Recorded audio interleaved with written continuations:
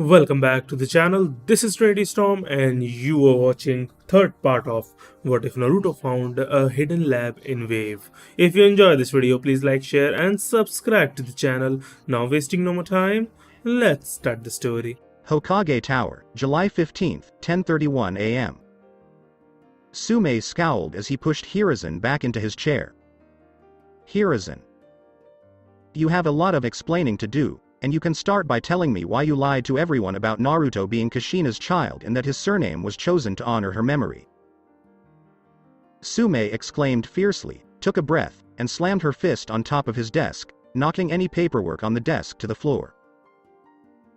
Because of you and your stupidity, Naruto had to live a life of scorn and misery because of your inability to help him. Hiruzen sagged visibly as Sume reminded him of the worst mistakes he'd ever made in his long life. He slowly reached under his desk and pulled out a small bottle of sake and 2 cups to help him forget Naruto's numerous hospital visits, several of which would have been fatal to almost anyone else. He filled both, sat the bottle down, and began sipping from one. But at the moment, he couldn't decide which was worse, the verbal abuse he had just received or what she would have done if she had attacked. Sume, noticing the impact of her words, sat in one of the 2 seats in front of the desk, took the other cup, and began sipping it. After a few moments of silence, both occupants of the room set their cups down.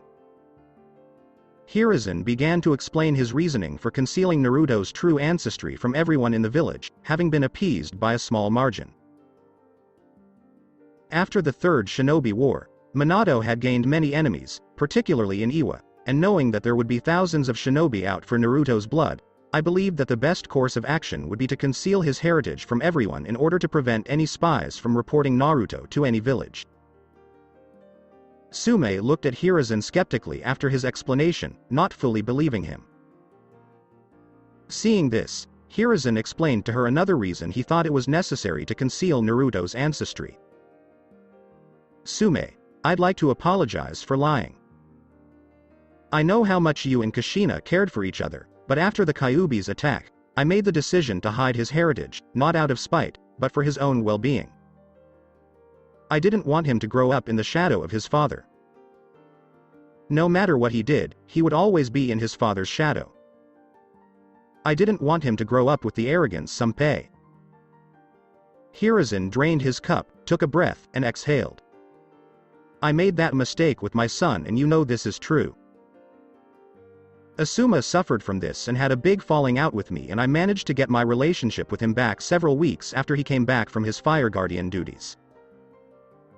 That is the main reason I did not tell Naruto about the stealing. I did not want him to hate his father even if he didn't know who he was. My plan was to reveal Naruto's mother's heritage to him once he made Chunin and his father's at Jonin. She stood up and looked at him.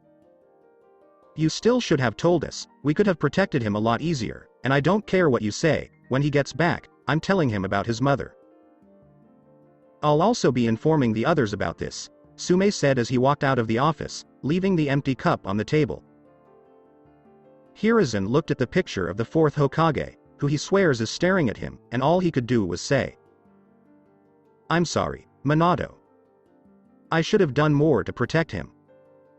Ichiraku Ramen, 10:56 a.m.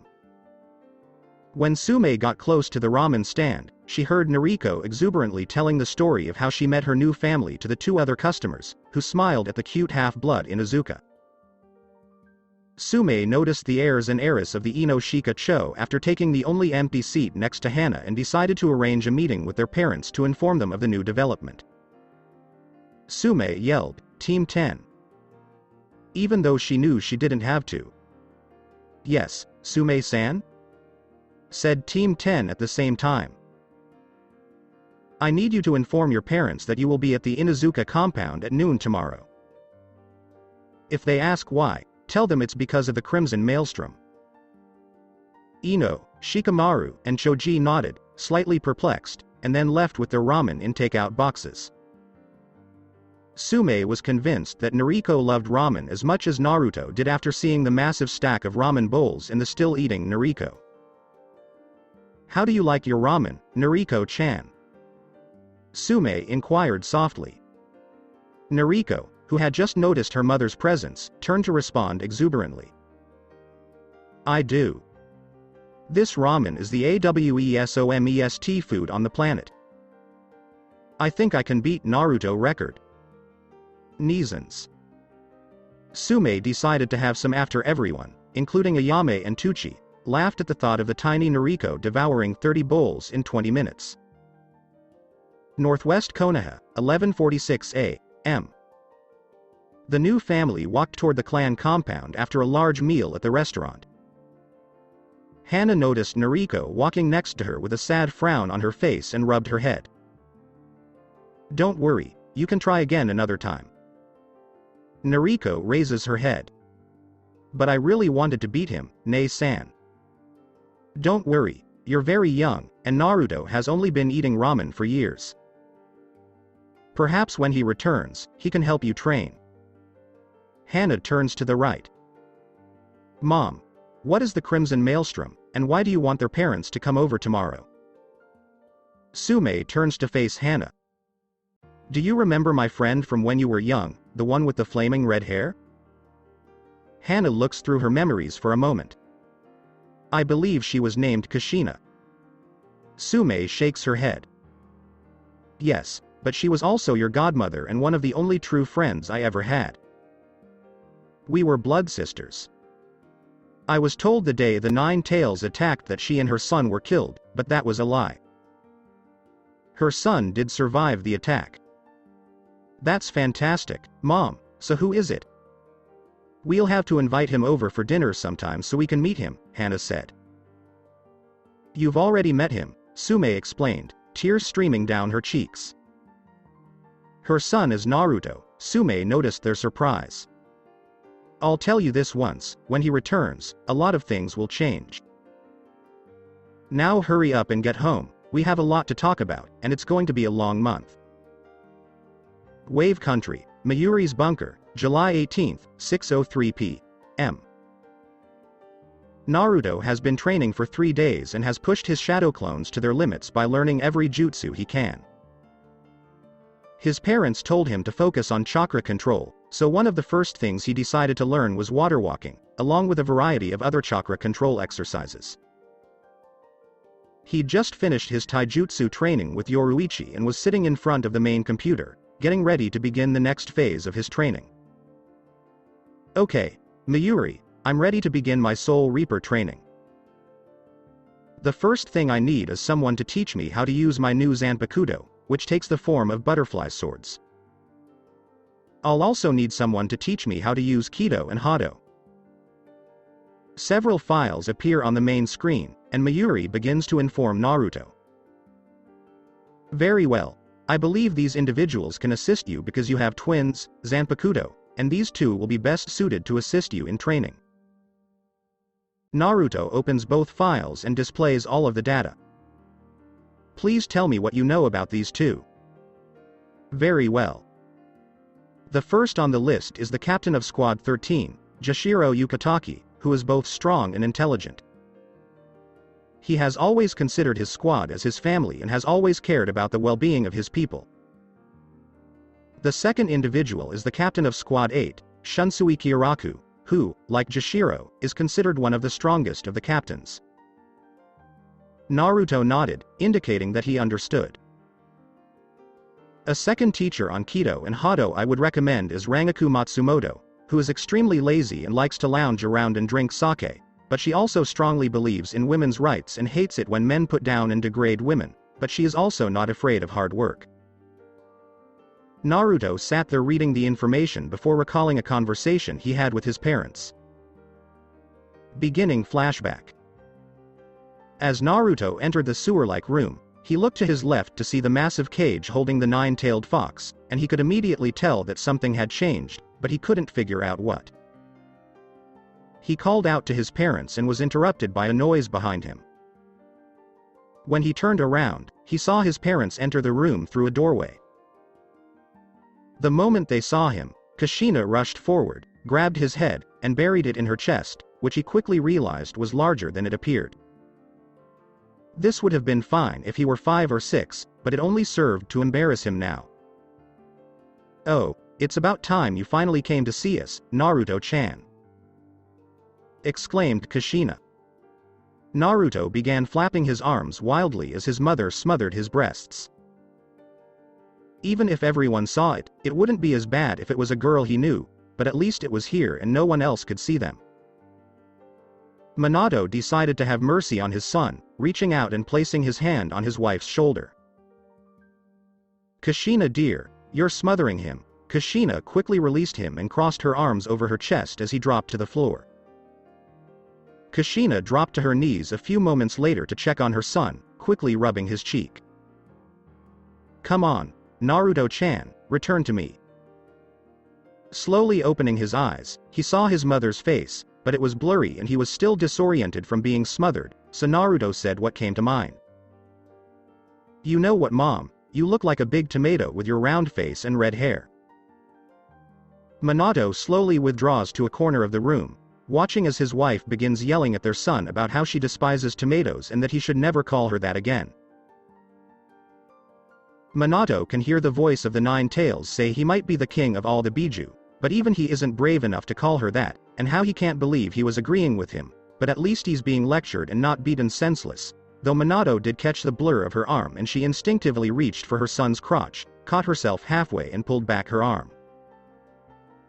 As Naruto sat on the floor, terrified for his life, his mother began lecturing him. Naruto was as white as a sheet by the time Kushina finished, and the only sensible thing he could think of was, "I'm sorry Yoshino, but you've been replaced as the scariest mom I know." Minato resumed his journey to rejoin his family after his wife finally stopped yelling. Naruto instantly hides behind his legs and said, "You could give me some sort of warning, Dad." Minato smiled as he looked down at his son. "Now, where's the fun in that?" Kushina quickly calmed down after her son, who was sitting on the ground pouting, burst out laughing. "Now that we've sorted that out, Naruto-chan, why have you come to see us?" Naruto stood up and brushed himself down. "I was hoping you'd be able to teach me about my family." "Of course we can, and we'd be happy to tell you. Why don't you set up a table so we can start explaining everything you need to know?" Minato said. Naruto turned to face his father. "Alright, one more question.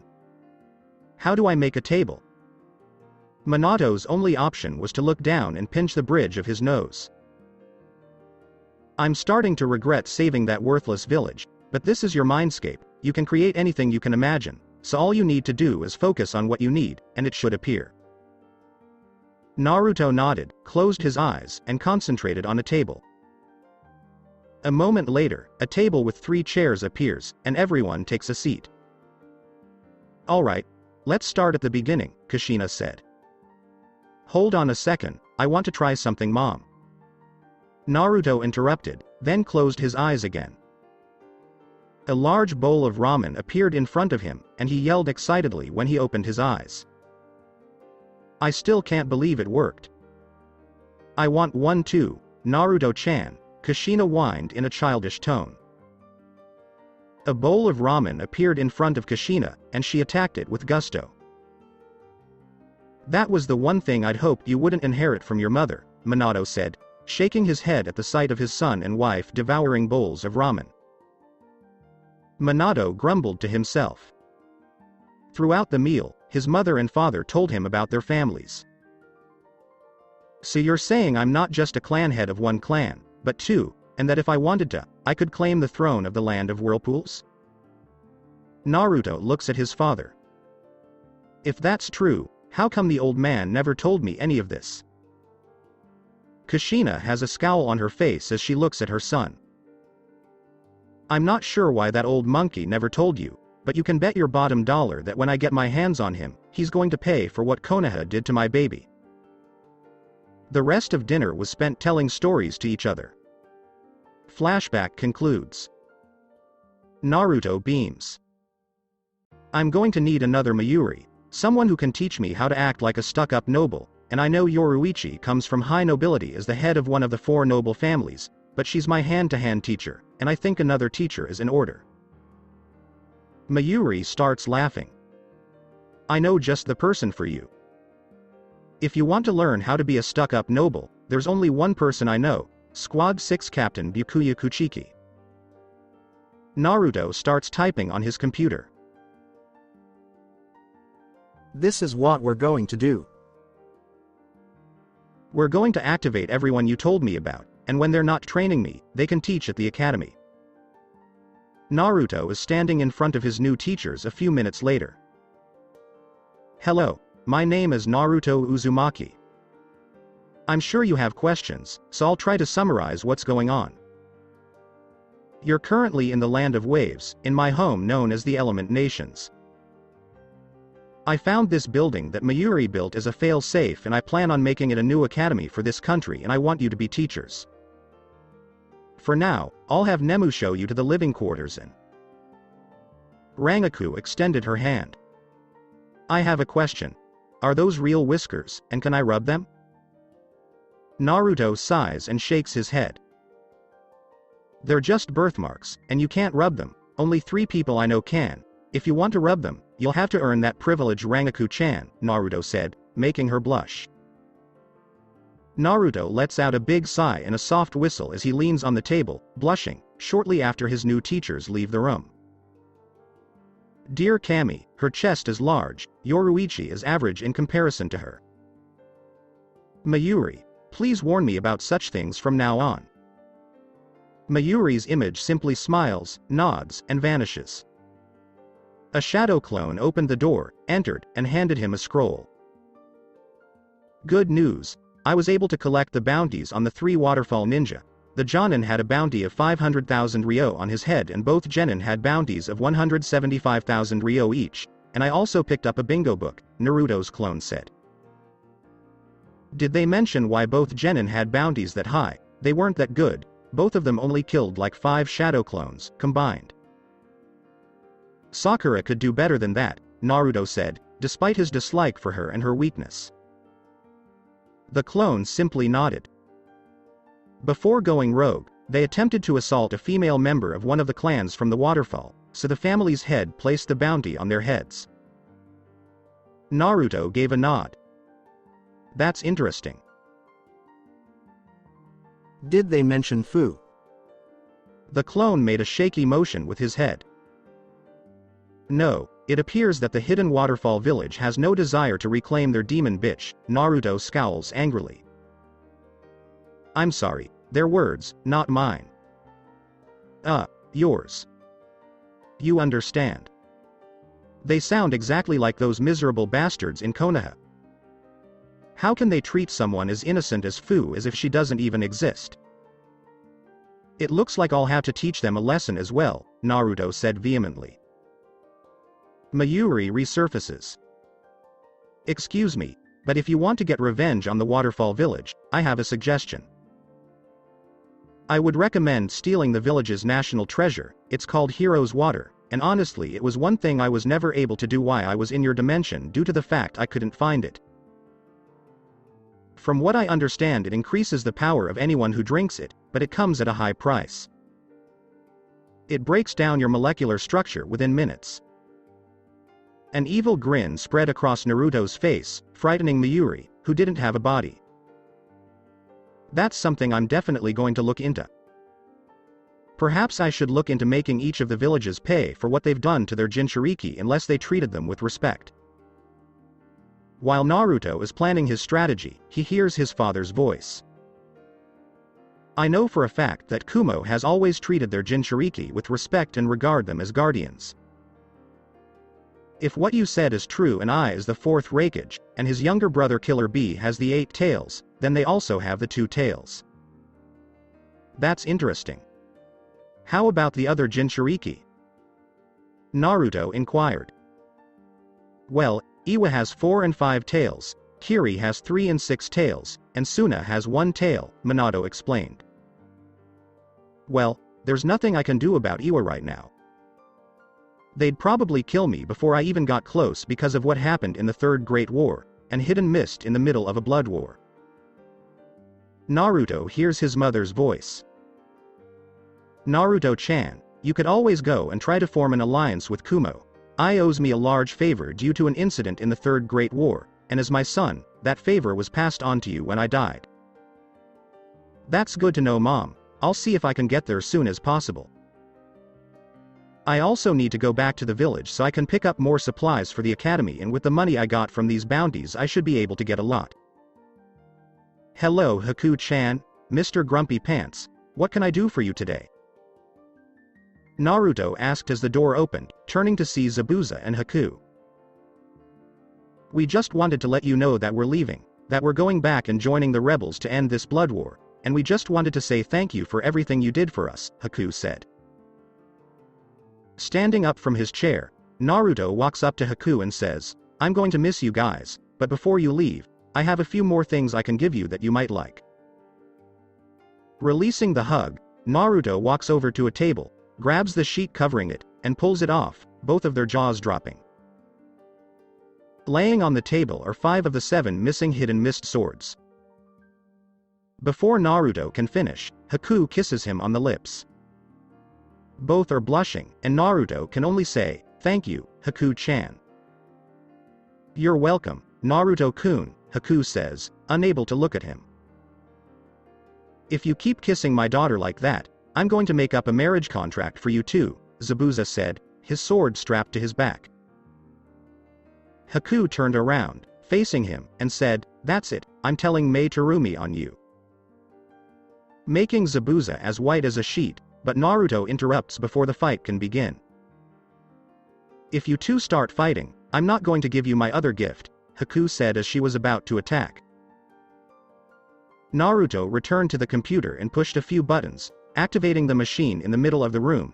A few seconds later the doors open and a man even bigger than Zabuza walks out. I would like to introduce you to the captain of Squad 11, Zaraki Kenpachi.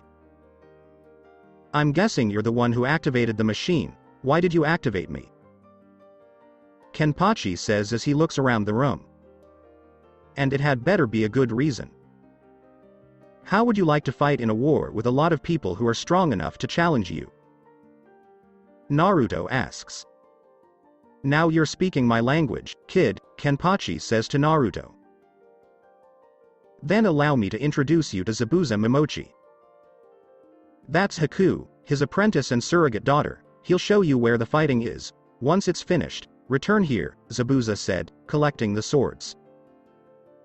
Now that I've finished that, I'm going out for the night. I'll be back in the morning. Naruto made his way down the hallway until he saw 2 of the children from the village running down the hall. Stop right there, no running in the halls.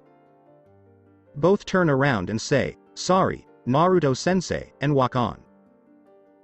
Tsunami's house 20 minutes later. Naruto walks into the living room and finds Tsunami sitting in one of the chairs with a few other women and Fu. The moment she sees him, she stands up and gives him a hug. Welcome back, ladies, this is Naruto Uzumaki's book club. The hero of Wave Country, Tsunami said, a small smile on his face.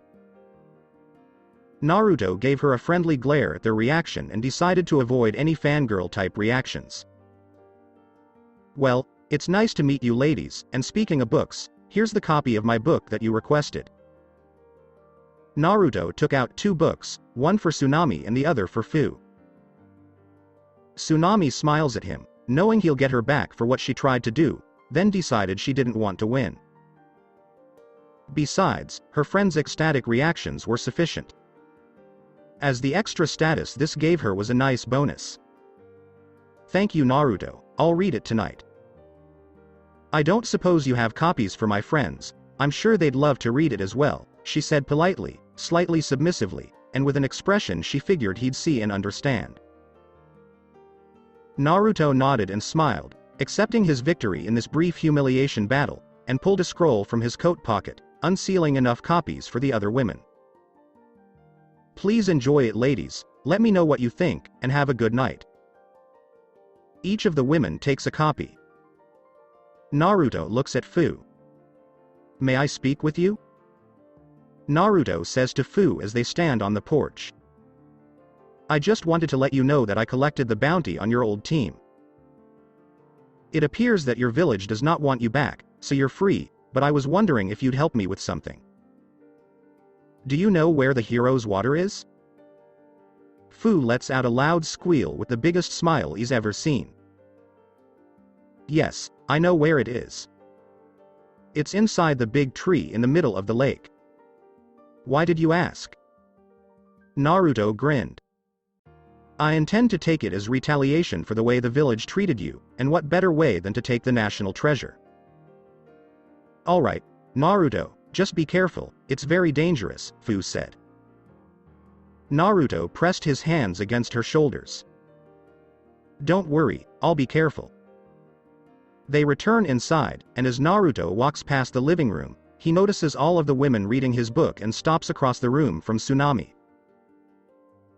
Tsunami looks up at him as Fu joins them, and the instant she does, he decides she needs a taste of her own medicine for trying to fangirl her book club on him. Half dropping his mental defenses, he gives her a smoldering, dominant look that let her know he could have her and her friends screaming his name if he wanted to. A moment later her eyes opened wide in shock and she blushed bright red. Then he gave her a friendly, "I won't do that to you," smile. She sighed, gave him a nod of surrender and raised her book to hide her face before someone saw her blush. Then he headed upstairs to his room. He was pleasantly surprised to hear his mother laughing hysterically in his head moments later. He was glad she enjoyed his prank, but despite how perverted it was that he made Tsunami blush, he doubted she'd try it again. Furthermore, it was a good test of his newfound confidence, particularly with girls and strong women. He had to be able to handle any situation and, if necessary, stand up to them in whatever way was required. Mayuri's lab, July 19, 8:30 a.m. Naruto entered a large room he had converted into a conference room and noticed all of the new teachers seated in chairs around the table. By now, I'm pretty sure Nemu and Yoruichi have informed you of all the details and what will happen. Everyone nodded as he took some papers from his large coat pocket. Here are your instructions. There are shadow clones waiting for you to either train or assist you with teaching classes. Either way, your students are waiting for you, Naruto says, turning to face Yoruichi. If you'll follow me back to the main room, I've got a mission for you. Everyone nods, stands, and departs for their assigned rooms to train his shadow clones or teach the classes. Naruto looks at Yoruichi as they enter the main room. I want you to break into the waterfall village. There's a large tree in the middle of a lake. In the middle of this tree you'll find the hero's water. I want you to bring it back to me. She leans down and kisses Naruto on the cheek with a grin. That shouldn't be an issue, Yoruichi stated. Good. Just be careful because I don't want you to get hurt, Naruto advised. Yoruichi was gone in an instant. Naruto had an idea, walked over to the computer, activated the main machine, and a few seconds later the door opens and out walks Sui Feng, who crosses her arms the moment she sees Naruto. How can I assist you? I want you to go out and collect as many bounties as you can. Here's a bingo book with a list of all rogue ninja and locations of bounty houses to collect from, and I'd like you to return in exactly 1 week, Naruto said, holding out the book. Sui Feng accepted the book with a slight smile and proceeded to the door, scanning it for the nearest target. Alright, now that that's taken care of and all of my shadow clones are trained, I'm off to Konoha. I just wish there was a faster way to get there. You can use the portable doorway, Mayuri said, turning to face Naruto. It's similar to the Senkaimon, but instead of traveling to dimensions it will allow you to travel to the village and back in an instant. The small device on the table to your right will allow you to activate it, you just need to say where you want to go. Naruto picks up the device, thanks him, and opens it. Training Ground 7, Konoha, a small paper door appears in front of him, and he walks in. Later on, Konoha, Training Ground 7. Naruto finds himself in Training Ground 7, turns around, and notices the door has vanished. That's definitely going to come in handy, Naruto says. Naruto is soon walking through the park, avoiding the populated areas, when he hears crying. He walks around a clump of trees and sees a small girl crying on a bench, and sits down next to her. The girl looks up, and the red around her eyes tells him she's been crying for a while, which also tells him she's a Hyuga. "You're the boy my sister likes," she says as she looks him up and studies his face for a moment. "Who is your sister?" Naruto asks, chuckling. He smiles when she says her name is Hinata. "What is your name?" "My name is Hanabi," she says, with a small hiccup. "It's nice to meet you, Hanabi, but why are you crying?" Hinata was released from the hospital a few days ago. "She was told she wasn't supposed to train, but my father said it didn't matter and made her fight one of the elders, even though she couldn't fight back or defend herself. She's in a coma now, and we don't know if she'll ever wake up," Hanabi lamented. Naruto's face instantly turns red with rage, and he begins to unleash massive amounts of killer intent, sending all the animals in the area fleeing the scene. When he realizes he's starting to scare Hanabi, he takes several deep breaths to calm down. This was not the time or place for him to draw on Kyuubi's chakra, even accidentally. "Hanabi, I want you to tell me everything you know," he said as calmly as possible, but knew his park, Konoha, July 19, 8:35 a.m. Hanabi's stomach growls before she can say anything. Naruto smiles as he looks at Hanabi. "How about we get some breakfast and you tell me everything that's going on?" Naruto rose and extended his hand to Hanabi, who paused for a moment before rising and taking his hand. Hanabi turned to face him. "Could we please have some barbecue? It's a little early for that. But I usually have ramen for breakfast." "Okay, I know a place that's open, so hold on tight and brace yourself. I've only recently learned how to do this," Naruto said, and she did as he asked, before employing a technique Yoruichi taught him known as the flash step. According to Mayuri, its use and range were similar to the Shunshin, but unlike the Shunshin, it was a teleport, but you had to be strong to use it due to the strain it put on the body, at least until you got used to it. Hanabi fell on her buttocks outside the restaurant. Naruto helped Hanabi to her feet after a small chuckle. "I apologize for that. I'm still getting used to the technique," he said, smiling. Hanabi takes both of Naruto's hands in hers. "Would you please teach me that? Jumping in place was so cool?" Naruto simply laughed. All right, calm down, I'll see what I can do about teaching you the technique, now let's go in so we can eat breakfast. They won't serve us out here on the street." Inside, they are greeted by a cheerful waitress. "Good morning, do you require a table or a booth?" After he says, "a booth," she nods and grabs 2 menus. "Please follow me and I'll show you to your booth." She then led them to the back corner of the restaurant. Naruto and Hanabi sit in the booth, and the waitress pulls out a notepad. "Can I get you something to get you started? Could we please have a cup of green tea?" Hanabi inquires. She scribbles the order down.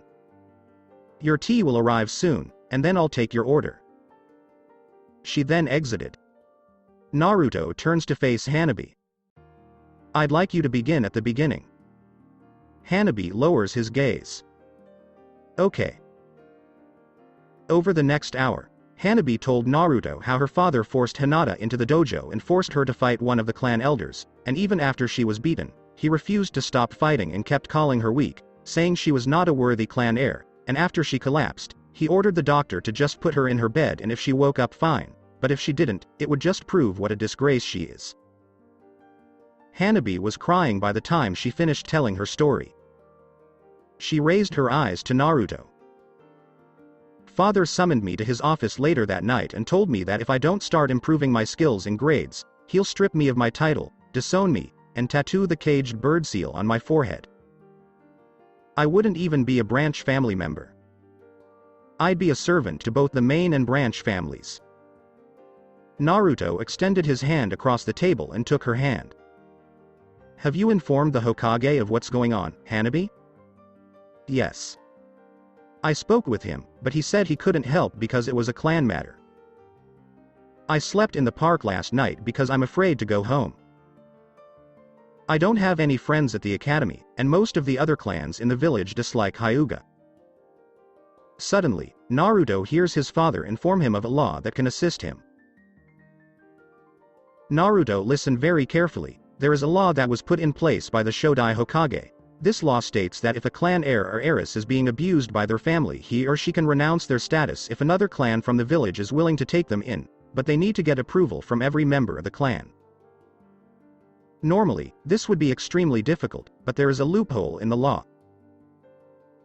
Because you are the current head of 2 clans and the only active member, all she needs to do is go to the Hokage and activate the law, but if she does this, you will be responsible for her from now on.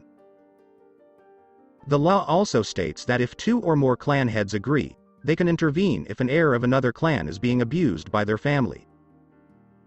Minato stated. Okay, that makes sense, but why was this law enacted? Naruto made a remark.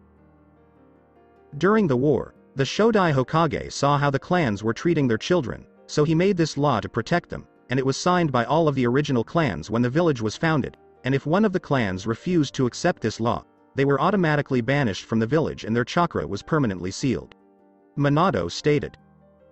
Coming out of his thoughts, Naruto notices Hanabi's worried expression and squeezes her hand. Don't worry, I know of a law that can save you and your sister, but there is a catch. You must understand that if we pass this law, you will be stripped of your title, you will no longer be considered a member of the Hyuga clan, and you will never be able to return, but if you do this, you will become a member of my clan. Right now, that is just me, but I have an idea on how to get more members. You'd have new siblings, and we'd be a big happy family. If you join my family, you won't have to be a ninja. You can do whatever you want, open a store or restaurant. It doesn't matter as long as you're happy. The choice is yours and yours alone. But won't they brand me with the seal if I leave the clan? Hanabi inquired, a little nervously. Naruto grinned. That is the genius of this law. Because they haven't yet put it on your forehead, if you activate this law, they won't be able to put it on you because you'd no longer be considered a Hyuga. They can only put it on family members. But what about Hinata? I can't bear the thought of abandoning her. Naruto simply smiled. Don't worry, she'll accompany us. If you can really help us like you said, I want you to do it, because that compound is more like a prison than a home. Hanabi stated. Naruto pays the bill and goes back to get Hanabi. Let's go make you an official member of my clan. It's funny, I've always wanted a younger sister. Hanabi hugged him around the waist right away, and he hugged her back. Don't worry, from now on you'll be much happier with me. Hanabi raises her eyes to her new big brother. Did you really mean it when you said I could be anything? Naruto gave a nod. Can I open my own bakery? It's one of my dreams, and we enjoy baking. Naruto frowns at her. Of course you can, but it won't be for a while because you're still too young. I know I said you didn't have to be a ninja, but I'd like you to keep training so you can protect yourself and your new family if necessary. Hanabi gives a nod. Outside the Hokage Tower at 9:56 a.m. Naruto comes to a halt near the door and kneels. Are you ready to do this, Hanabi? She nods a moment later. Once we're inside, I'd like you to be quiet and let me do all the talking, unless I give you the signal, in which case I'd like you to speak clearly. Do you understand? Hanabi nods as they walk up the stairs to the top floor, into the waiting room, and towards the secretary's desk. Good day, Amy. Amy looks up, surprised to see Naruto, then smiles. Good morning, Naruto, and are you here to see the Hokage? Yes, and I suggest you take a break, he's got a lot of explaining to do and you may not want to be here. As a courtesy, Amy, please take a break. Amy gives him a brief glance before sighing and exiting the office. Naruto enters the Hokage's office through the door. Hearing his front door open, Hiruzen raises his head, sees Naruto and Hanabi Hyuga enter, and smiles. Naruto, it's good to see you. How's your training? Naruto's expression remains emotionless. Cut the nonsense, we have a lot to discuss. Let's start with the fact that you lied to me about my parents and don't even think about telling me that story about not knowing who your parents are that you've been telling me since I was 5 years old. My parents are a princess in a cage, and you might recognize their nicknames, the Crimson Maelstrom and the Yellow Flash. Or how about I just call them Kushina Uzumaki and Minato Namikaze? Hanabi squealed excitedly as she looked at Naruto with stars in her eyes. How cool is it that your mother was a princess? He nodded and looked down at her with his trademark fox-like grin. Hiruzen took a deep breath, feeling as if Naruto had just kicked him in the balls. Naruto, you must understand that what I did was for the best, because both of your parents made a lot of enemies. That's nonsense. Naruto intervened. According to my research, the only threat we currently face is Iwa, but even after 17 years, they are still attempting to rebuild the forces that they lost in a third Great War.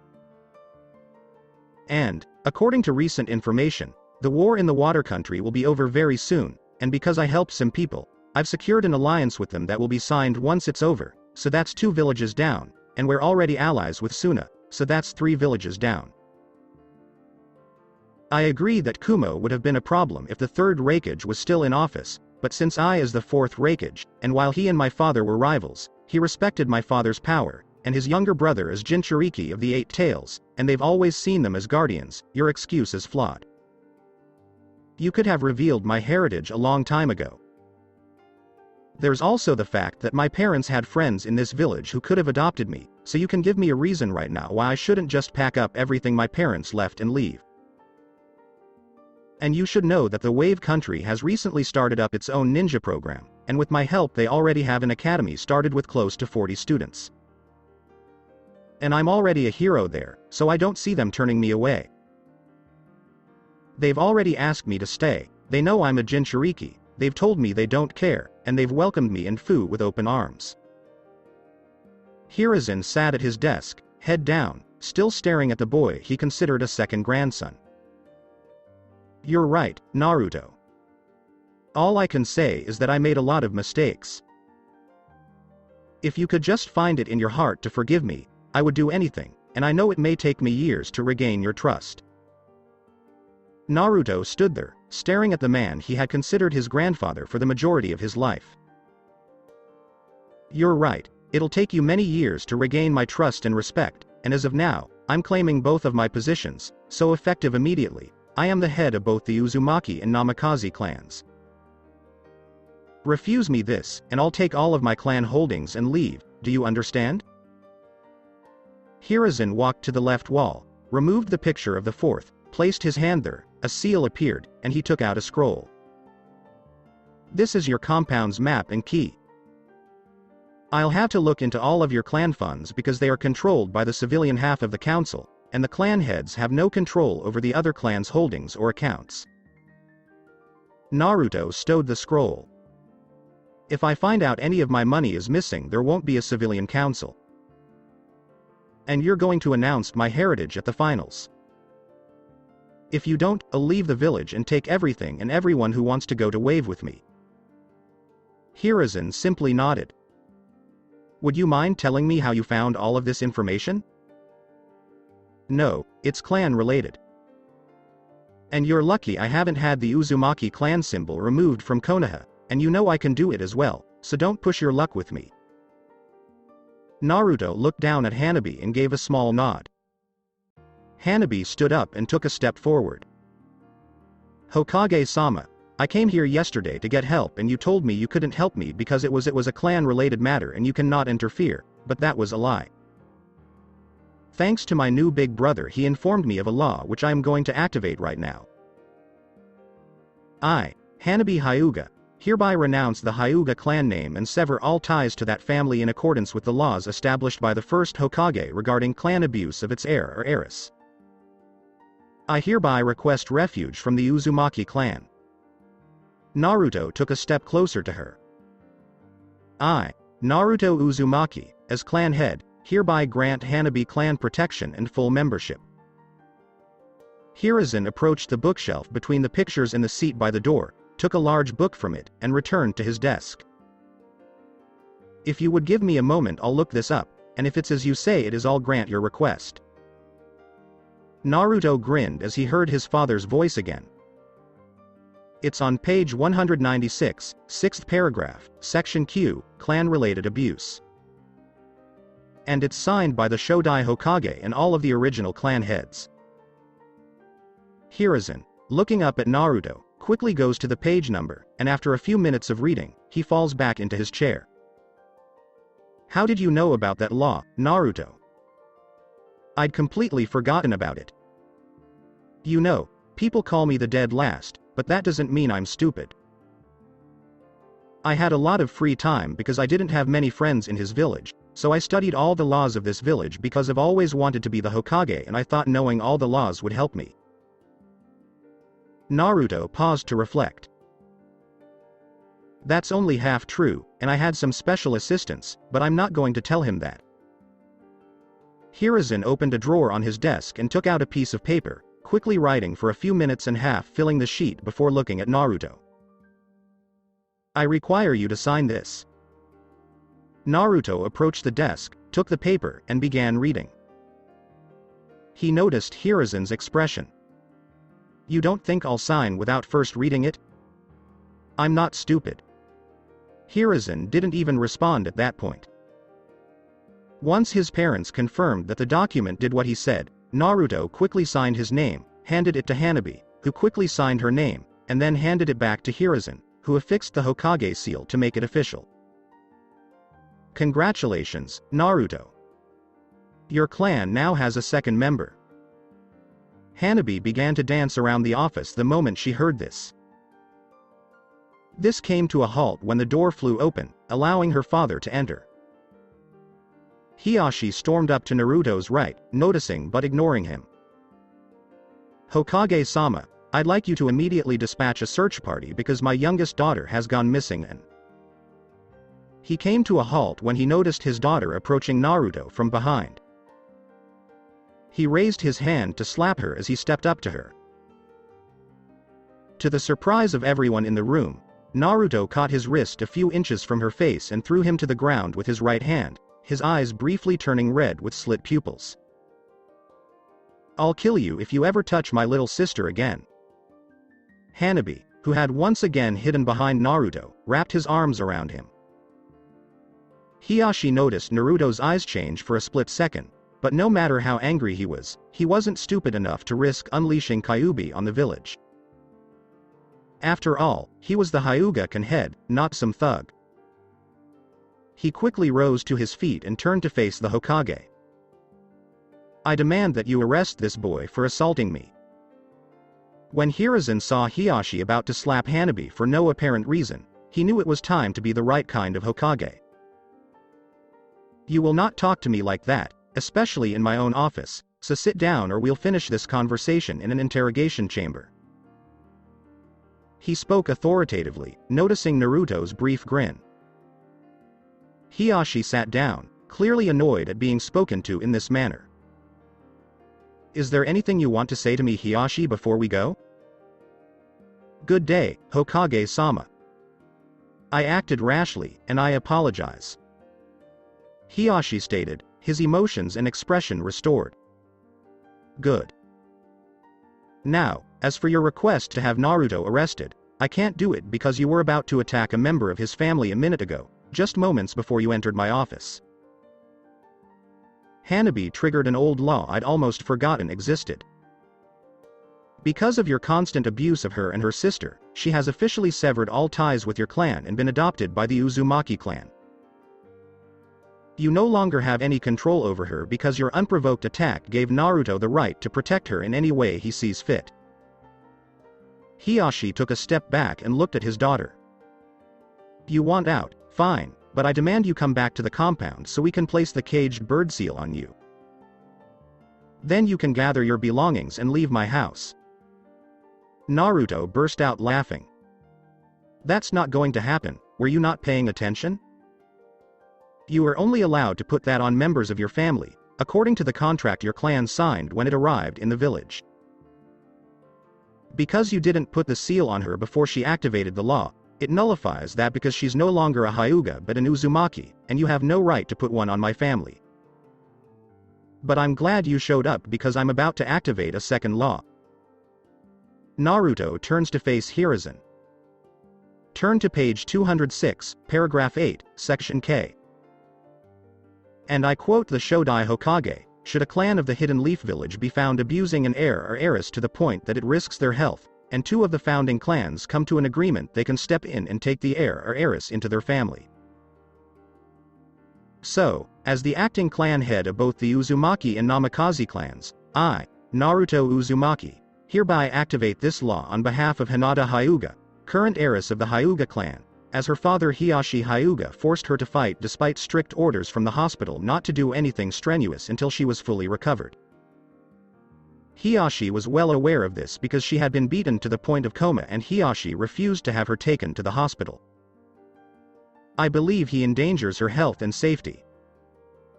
Hiyashi's face had turned bright red by the time Naruto finished speaking. This can't be true. The Hokage grinned. It is.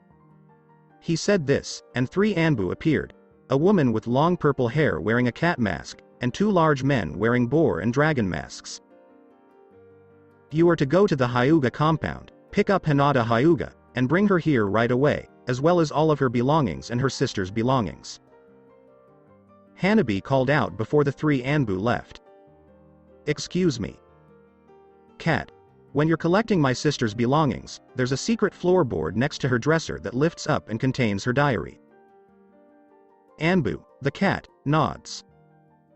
My name is Nako Hanabi-san, and I will be sure to collect it.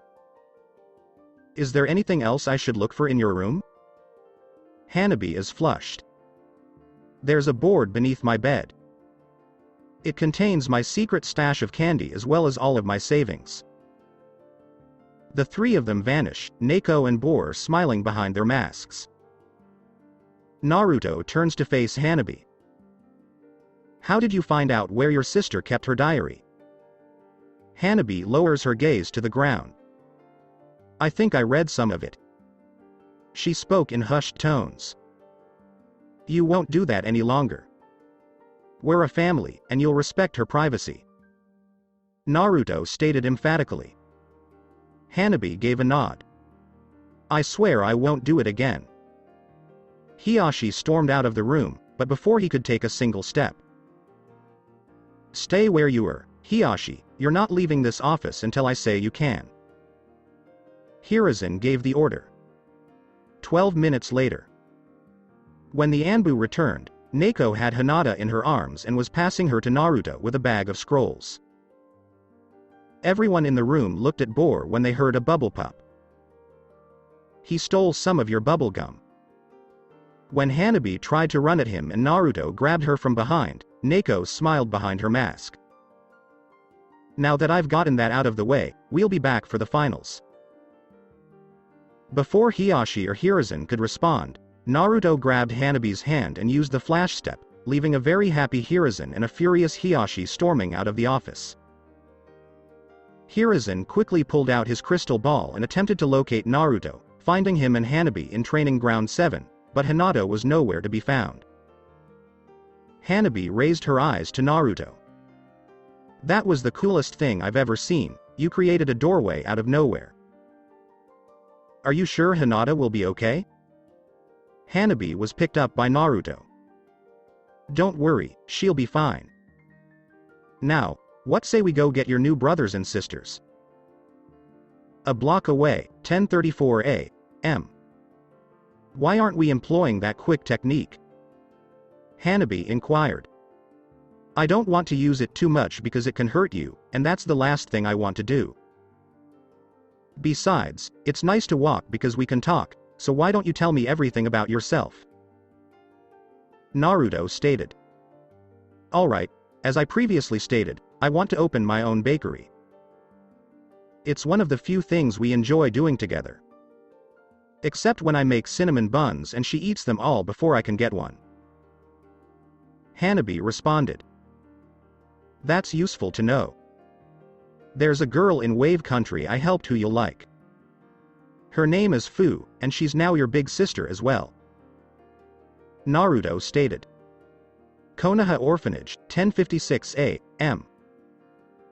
During their casual 20-minute walk, Hanabi told Naruto everything about herself, Hinata, what they both liked to do, and how their father had become even worse after their mother died.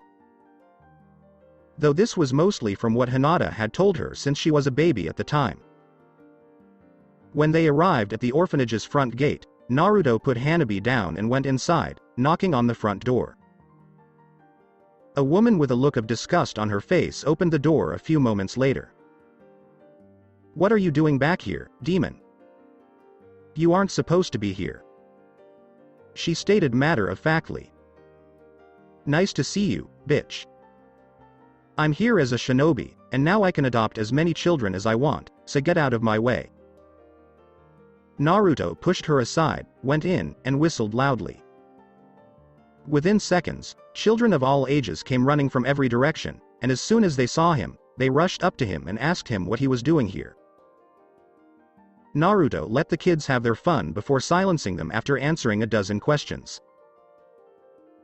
The reason I'm here is to adopt each and every one of you, so go upstairs and pack everything you own, except your clothes, because I'm going to buy you new clothes and this is the last day you'll ever spend in this hellhole.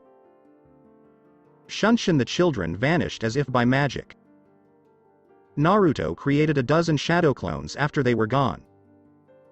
Bring the babies, I'm not going to leave a single orphan in this place if I can help it. The clones dashed off to find the babies. The orphanage's administrator had regained consciousness by this point. What gives you the right to come in here and take all the orphans? I became an adult the moment I became a shinobi of this village, which means I can adopt as many as I want as long as I have room for them, and I just discovered I have an entire compound that is sitting empty, and what better way to fill it than with orphans who will now be considered my brothers and sisters, and as long as I fill out the paperwork you can't do anything about it, so get your ass moving and get the paperwork done. A few moments later, all of the children and shadow clones carrying babies returned to fill the lobby. Naruto quickly counts the children and creates a shadow clone for each one as well as an extra, then sends them with her to complete all the paperwork. When they've completed all of the paperwork, take it to the tower and have Amy file it. Once that's done, you can dispel yourself. His clone nodded in agreement. As for the rest of you, we're going to be away from the village for a while, so let's go. We'll be back at the end of the month so you guys can watch me fight. Naruto then led them outside to his favorite clothing store. The Hokage Tower. Hiruzen is looking at the scene through his crystal ball. Your parents would both be proud of how you turned out. The jutsu was then cancelled. Whether you win or lose, you'll get your promotion. I'll make sure of it. He then opened his desk drawer and took a folder from it, on July 19, 11:17 a.m., in the Konoha business district. As Naruto walked through the village with the children after sending all of the babies back to Wave for safety, all of the children were laughing and cheering because they were finally free from the orphanage, and some of the children were asking him what they were going to do now. Naruto bent to one knee in front of the boy who had called his name. How can I assist you? The youngster was bouncing on his feet. I was wondering if we could get a pet? Naruto laughed as he rubbed the boy's head. I don't see anything wrong with that. This prompted the children to begin listing all of the pets they desired, including a dog, kitty, pony, bunny, and a birdie. Can I have a lion? One of the boys inquired. No way, let's get a bear because they're better and cooler. A girl standing next to that boy said. The boy approaches the girl and confronts her. Why would we want a stinky bear when we could have a cool lion? A lion is on its way. He was ecstatic. "No, we're going to get a bear," she responded in kind. They yelled at each other for nearly 2 minutes, and by then, the rest of the children had moved to the side, along with a large crowd of civilians, to watch the argument. Naruto could see the women's smiles and the two kids arguing about which animal is better, a lion or a bear. After a minute, the girl appeared to have had enough, threw up her hands, declared that boys are stupid, and spelled it out. B-E-A-R. The boy's face has turned bright red. "Now I understand why everyone says girls are so annoying," he screamed. "We're going to get an L-I-O-N," he said, and spelled lion the same way she had. Before the fight could resume, a girl in a trench coat, leather mini skirt, and little else, her purple hair in a pineapple ponytail, appeared between them and yelled snakes, her hands out wide, and a snake in each hand. Naruto makes a facepalm motion with his right hand. The almost lewdly dressed snake girl was surrounded by smoke, and when it cleared a few moments later, the girl was revealed to be Anko Mitarashi. When the smoke cleared completely and the kids could see the similarly dressed but much scarier lady with the snakes, they hid behind Naruto. "Who is the terrifying snake lady?" a young lady inquired loudly. Naruto lowered his gaze to her. "You don't like it when people call you names, and I won't have you calling other people names because they scared you. Do you realize you're going to apologize to Anko now?" Anko frowned when she heard the name. She despised it and was about to show the girl what scary really looked like when she froze at a somewhat familiar male voice defending her. Only a dozen people she knew would do that. Naruto stepped forward and bowed. "Anko Mitarashi. On behalf of my clan member, I, Naruto Uzumaki, head of the Uzumaki clan, apologize." Anko shook her head dismissively. "Forget it. It's nice to see someone teaching the Gakis some etiquette." She then began slowly walking around Naruto, looking him up and down. "I have to say, Gaki, I really like your new clothes, especially that trench coat." She reached into her inside pocket for a card and handed it to Naruto. "Hello and welcome to the club." Naruto examines it and discovers that it is for membership in the Trench Coat Shinobi Club. Naruto laughs. "How many people are there in this club, Anko-chan?" Naruto inquired, a sly grin on his face. "6 if you accept." Anko stutters out with a slight blush due to the chan he added to her name, but she quickly gets over it and grabs his head and buries his face in her breasts, thinking that this would teach him not to mess with her. She was proven wrong when Naruto pinched her butt. Her grin widened as she let go of his head and held him at arm's length. "You'll have to buy me dinner first if you want that." Naruto's only thought after his head was freed was, why does every woman I know with large breasts always try to smother me with them? With a small pervert chuckle, a little voice in the back of his head said, "Not that I don't like it." The mindscape of Naruto. Kushina was rolling on the ground laughing, while Minato stood nearby smiling. They had both heard the little voice in the back of his head and found it hilarious after going through all of his memories that all he had to do was change his outfit and the way he acted, and all of a sudden he had women and girls practically throwing themselves at him. The real world. Before the conversation could resume, everyone could hear barking getting closer and closer, then a little brown-haired blur crashed into Naruto's legs, and he looked down to see Nariko laying on the ground. Nariko looked up and saw that she had collided with her new big brother, jumped to her feet, and hugged his leg. "Naruto, you have to help me. She's coming for me." He looked down at her with his arms crossed. "What exactly did you do?" "I promise I didn't do anything," Nariko stated truthfully. A large gray dog Naruto recognized as Usagi appeared from around the same corner. "There you are, you little runt," the female dog said in English before approaching Nariko and grabbing the back of her jacket. "You're going to the hospital for your shots, and that's the end of it." Despite having her mouth full, Usagi began walking away with Nariko, yelling for help and saying she didn't want to be shot. Naruto simply stood there. "I'm sorry, Nariko, but I'm not going to fight Usagi." Naruto was familiar with this particular dog, and the one thing he knew for certain about her was that she always got her target. She was one of Inuzuka's special nin dogs sent out to hunt down misbehaving children. He'd seen her chase Kiba down several times, and once he tried to flee the hospital. He could still see Hana's expression as he was dragged back. He can hear Nariko yelling at him from his memories. "You're a traitor, big brother. I swear I'll get you back for this. I swear," Nariko yelled. When one of the boys next to Naruto said something, he just smiled until she was out of sight. "Are we just going to ignore the girl who was abducted by a talking dog?" Naruto simply shook his head. "It's not our issue.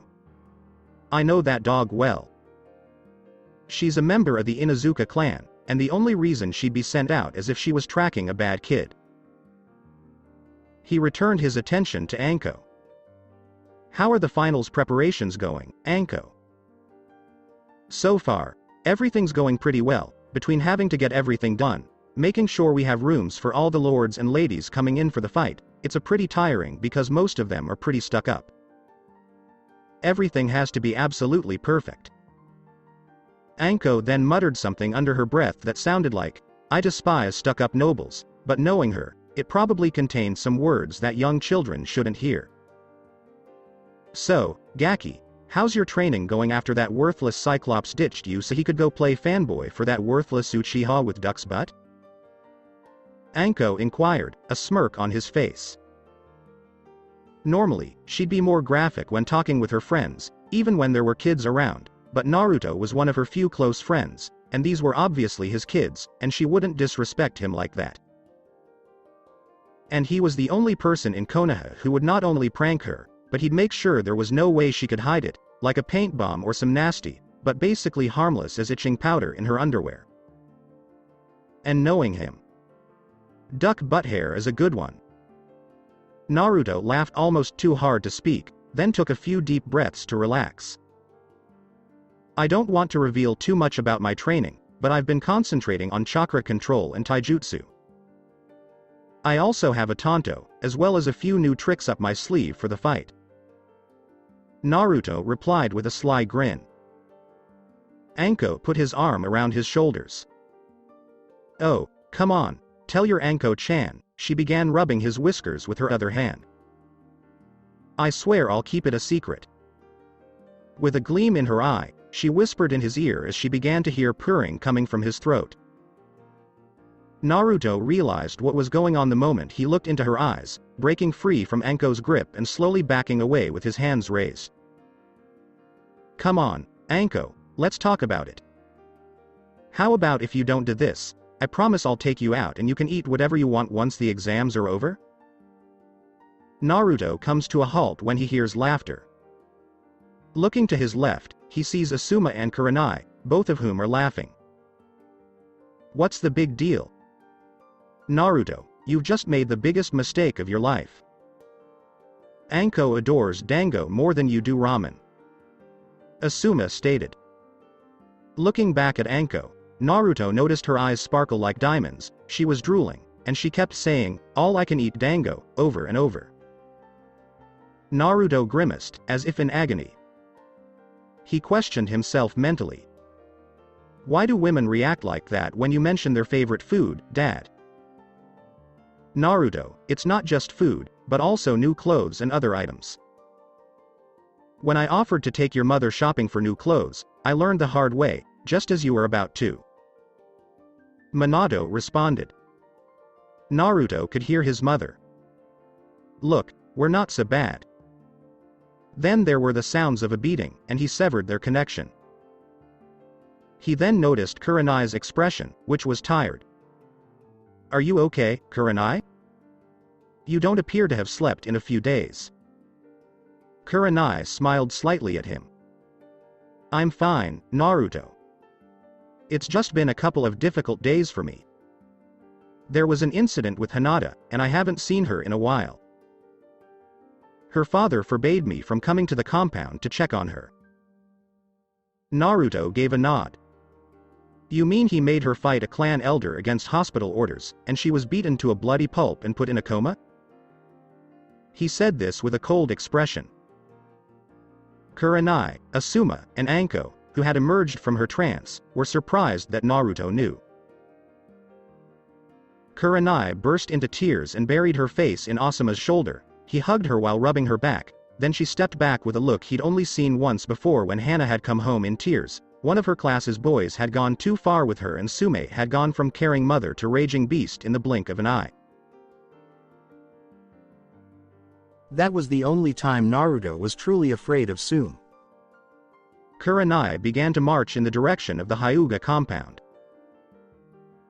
Where are you going? Asuma inquired. Damn the consequences if I can get back the closest thing I have to a daughter. Kurenai yelled. Naruto smirked as he crossed his arms. You're going in the wrong direction if you're looking for Hinata. She's not at the Hyuga compound. Kurenai came to a complete stop and spun around. Where is she then? Naruto could tell by the tone of her voice that she was somewhere between a crying fit and a blinding rage. I can't tell you where she is right now because there are too many ears listening, and the last thing I want to do is put her in more danger, but if you accompany me to the store and help me get clothes for these kids, I'll gladly tell you. He notices Kurenai nod and relax slightly. I'm capable of doing that. Kurenai looked around the crowd behind Naruto and noticed Hanabi among the children. Naruto noticed where she was looking. I'll explain why she's here as well. It's one of the reasons I've kept Hinata safe. Now that we've settled that, Anko, would you like to accompany us to the store? I could always use another pair of hands. I'm afraid I can't. I've got a stack of paperwork as tall as these kids on my desk at the T&I division. Damn, I hate paperwork. Naruto burst out laughing. Would you like to know how to avoid paperwork? An instant later, Anko was on her knees in front of him, pleading with him to tell her. He laughed. As much as he cared about Anko, this was a once-in-a-lifetime opportunity. On one condition, you'll owe me big. 3 favors, anything I want. He said with a devious grin that he had her by the short hairs and basically owned her now, and to his surprise, she agreed right away. Slaying the paperwork monster was obviously more important to her than even her dignity. He extended his hand, and she shook it. The key to defeating paperwork is to use shadow clones, and when they dispel, you get the memories. Anko was stunned and speechless for a moment, her face briefly displaying the "am I that stupid" expression. About 5 seconds later, she sprang to her feet, created 6 shadow clones, and dispatched them to do the paperwork for her. She then returned her attention to Naruto, grabbing his head, leaning forward, and kissing him on the lips. The boys thought it was gross because he had just been kissed by a girl, while the girls were laughing and giggling. That's what you get for assisting me in defeating the paperwork, but don't think you're off the hook for all that dango you promised to buy me after the exams. Naruto did nothing but roll his eyes. I know. As much as I can. He focused his attention on Asuma. Would you like to come along? I could use another hand. Sorry, Naruto, but I have to return to the hospital. There was an incident with the daimyo's niece Naho this morning, and she was brought in. She was bitten by a snake and we have no idea how to treat it. I was looking for Anko because she'll probably know what breed it was and how to cure the poison. The doctors are doing everything possible, but nothing is working. What kind of snake did she bite? Anko inquired solemnly. That's the issue. We don't know, and her mother didn't recognize the snake, but she was able to draw a picture of how it looks. Asuma said this while pulling a piece of paper from his vest pocket and handing it to her. Anko took a moment to contemplate the image. I'm sorry, I'm not familiar with this species. It's not native to Fire Country and must have migrated here. Do you mind if I look at the photo? Naruto inquired and accepted Anko's picture. A few moments later, he hears his mother say that it's a whirlpool viper and that the only known cure is to inject a stronger poison, and once the second poison has killed the first, you give them the antidote for the second poison. Naruto returned the picture to Asuma. Whirlpool viper, I say. He then informs him of the antidote. Asuma thanks him and then vanishes in a flurry of leaves. Naruto turned to see the kids all eating a large cookie. Where did you get those cookies, you little brats? They were pointing to the left. He looked around and noticed Ume, a woman he knew was always handing out treats to children, standing off to the side, innocently smiling. He has decided to ignore the obvious favoritism for the time being. Okay, stay close because we're going to be walking through congested streets and I don't want to lose any of you. Would one of you walk at the back of the group? Anko gave a nod. Thank you. Almost forgot. Naruto then created a shadow clone, removed a book from an inside coat pocket, and handed it to his clone. Take this to the publisher and instruct him to begin full production. His clone stuffed the book into his pocket and leapt to the rooftop. Was that what I was thinking? Kurenai inquired, her better mood having shifted to ecstasy. Naruto grinned. Yes. If you both promise to behave, I'll sign your copies. I've even got a few on me. They both smirked at him for what he said for a moment, but then nodded. He reached into his pocket, took out 2 of his remaining early copies, and handed one to each of them. Anko and Kurenai checked the inside cover right away, smiled, and put it away. Thank you very much, Naruto-kun. They said it all together. They were about 5 minutes away from the Silver Star when they heard shouting from around the corner. Turning the corner, they saw 4 people fighting, 2 women and 2 men. Hearing what appeared to be the older of the 2 women yelling it was your son who knocked up my daughter and now he's not taking responsibility for it, both men laugh and say it's not our fault that your daughter was easy. As the 2 men try to walk away, the older of the 2 women jumps in front of them saying you're not leaving until your son helps my daughter, it's his responsibility. When the older of the 2 men throws a punch at the woman, the audience gasps in surprise, but before the punch makes contact, a male voice yells. Bakudo. Binding technique. Sai, you are the best. Both men drop to their knees as their arms lock behind their backs. The crowd turns to see Naruto with his hand out in front of a large crowd of children. As a shinobi from Hidden Leaf Village, I'd like someone to explain what's going on right now. Anko and Kurenai both stand back, protecting the children while Naruto handles the situation.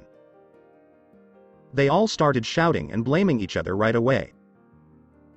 Naruto quickly decides not to take this lying down and, as politely as he can, commands everyone to be quiet, making everyone cringe in fear and obey. He gestures to the 2 women. Tell me what's going on, I say. Shinobi-san, of course.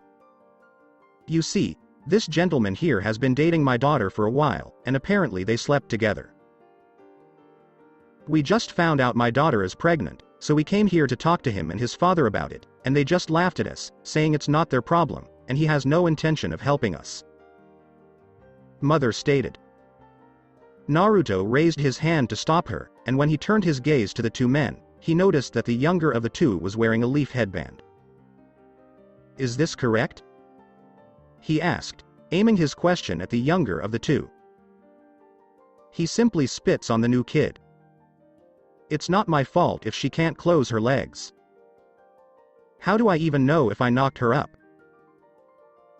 Ma'am, I understand that this is a dire situation, but because he refused to help and is a shinobi of this village, if you go to the Hokage tower, go up to the top floor, and talk to the secretary at the desk, her name is Amy, and tell her that you need to begin filing a 13Q16 form.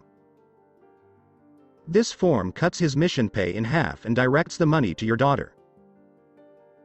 It also requires him to pay for all medical bills for your daughter and the child until their 13th birthday if a civilian or they graduate from the academy. Every woman on the street, including the two in front of him, stared at Naruto in disbelief.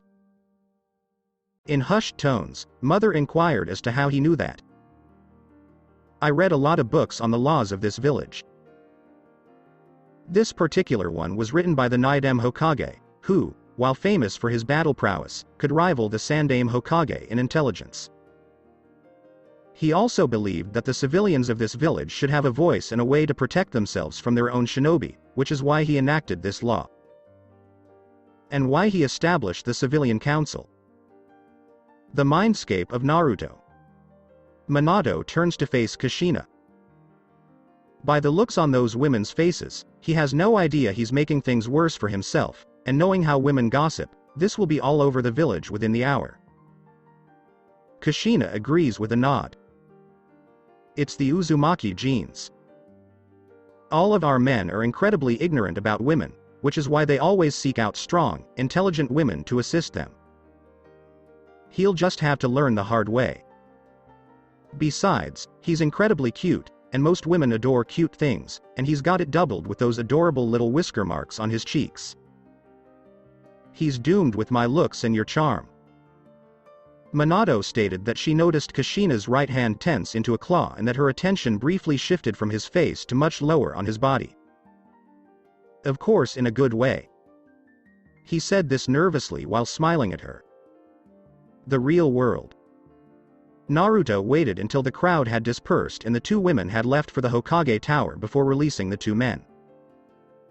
I suggest you two leave right now, and if I hear any complaints about either of you, I personally hand you over to Ibiki to practice on. Anko let out a short, heartfelt laugh. It would be better if you just killed them. She began to laugh as she said this. Both men rushed to their feet, running as fast as they could in the opposite direction, the younger man, the shinobi, terrified. Naruto returned his attention to Anko, Kurenai, and the children, but before he could say anything else, both women approached him and kissed him on the cheek. Kurenai gave him a friendly smile.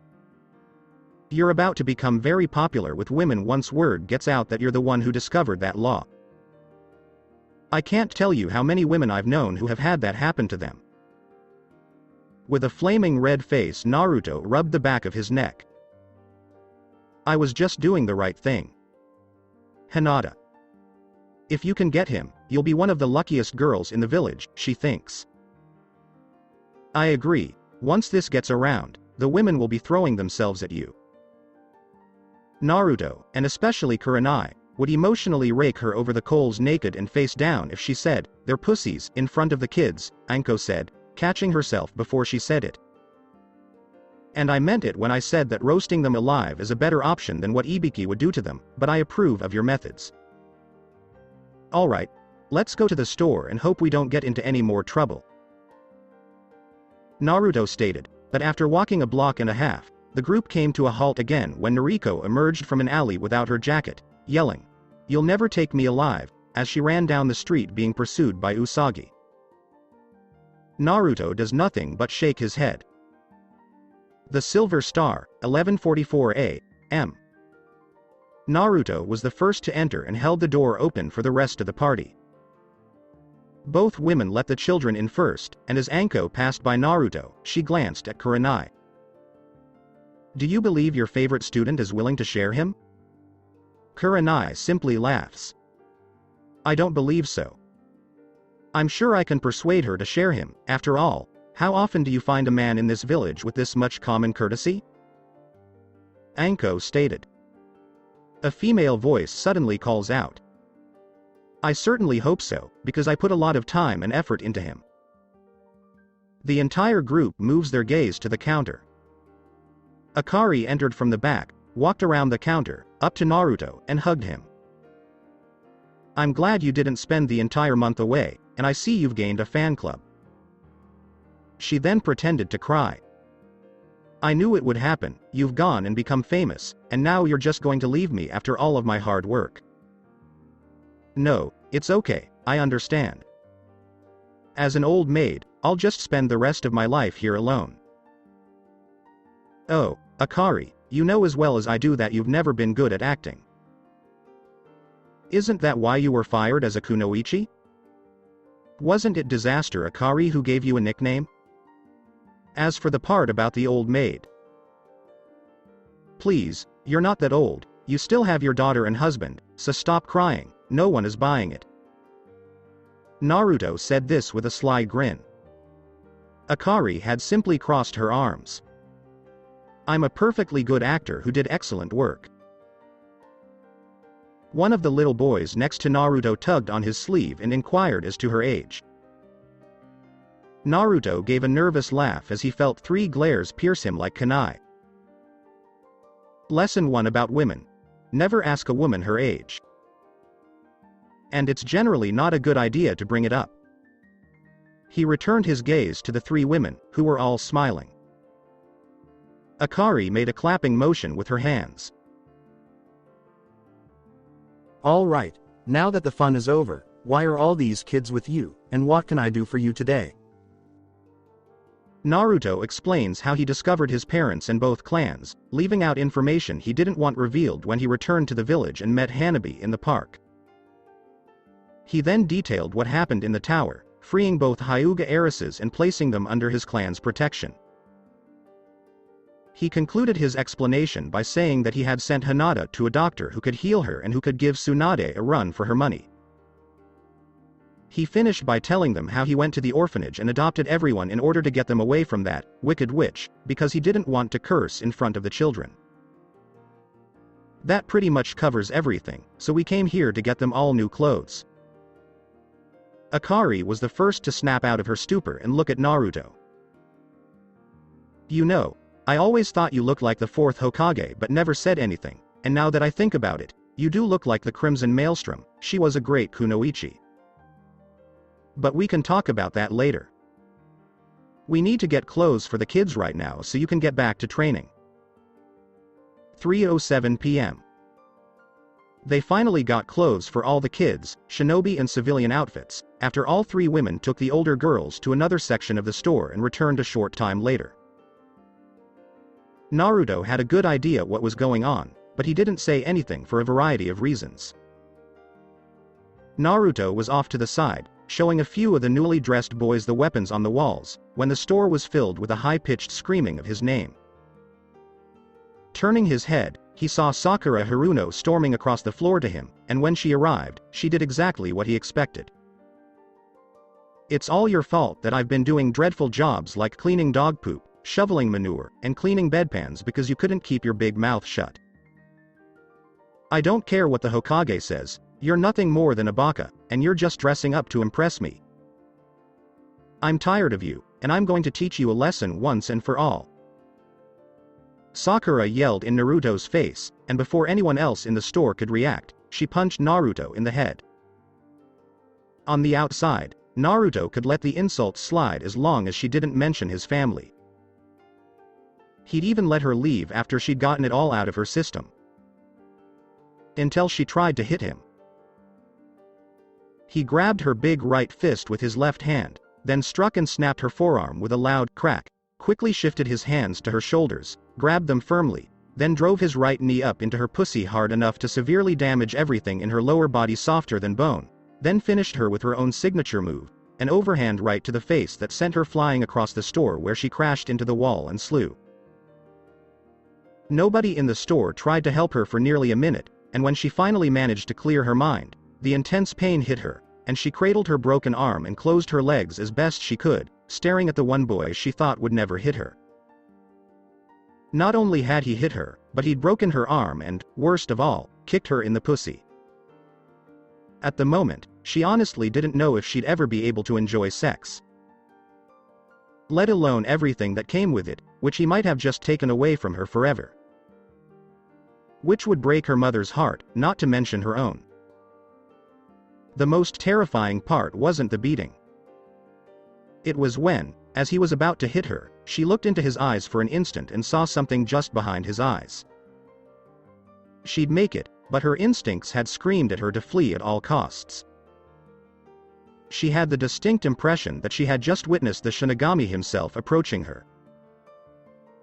Akari broke the silence by marching across the floor, grabbing her by the collar of her shirt, and pulling her to her feet, oblivious to how shaky and weak she was.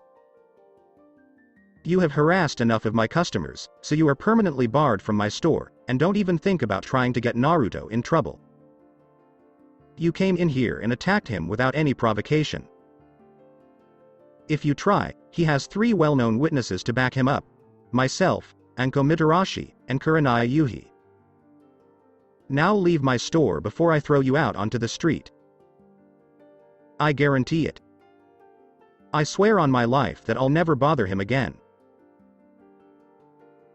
But, I can't even stand.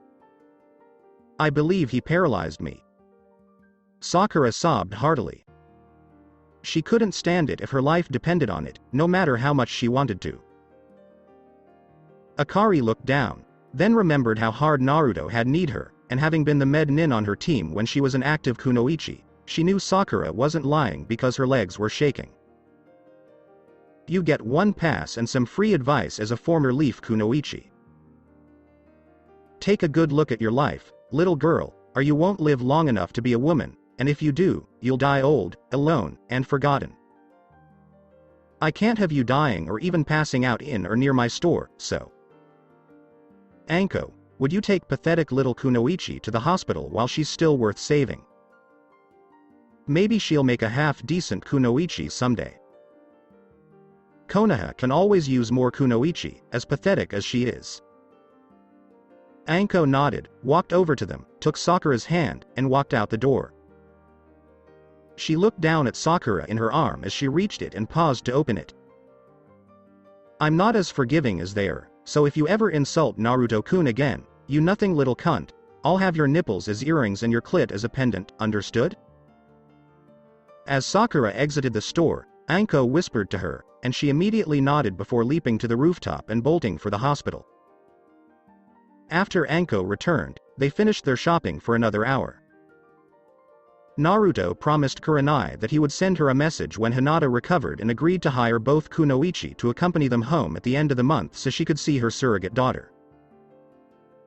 Then he had a private conversation with Akira and asked her to promise never to tease or embarrass him again, which she refused with a smile, as he expected. He then took out his last copy, casually showed her it was signed, and asked again. Akari gave him a brief look, which he ignored, much to her annoyance, then agreed not to do it in front of anyone. She smiled happily a moment later when he agreed, then gave her the signed copy, which she assumed only his special friends would get. Of course, she'd never tell him, but if she was single enough to get a signed copy, he could get her to agree to things that only her husband could do with her. She was content with her role as big sister, however.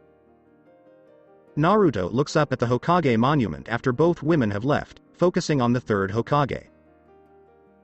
Wait until I show you what happens when you combine the yellow flash and the crimson maelstrom.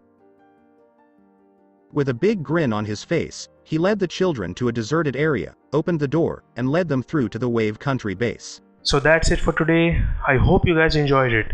Don't forget to like, share and subscribe to the channel for more awesome stories like this. Thank you. See you all in my next video.